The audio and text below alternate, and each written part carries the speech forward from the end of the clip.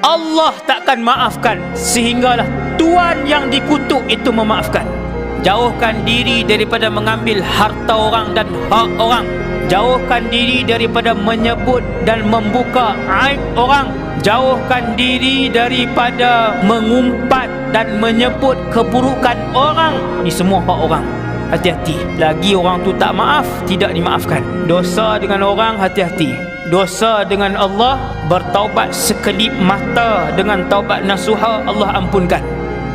Tapi kalau dosa dengan orang, lagi orang tu tak ampun, Allah tidak akan ampunkan. Maksudnya nanti di masa kena pergi tanya orang tu, Ustaz, kena pergi minta dengan orang tu. Dengan berapa ramai kita berbohong, dengan berapa ramai kita mengumpat, dengan berapa ramai orang kita tabung fitnah dekat dia, berapa ramai kita buka aib satu-satu orang. Tu semua tu, nampak tak dosa-dosa dengan orang? Hati-hati. Hati-hati.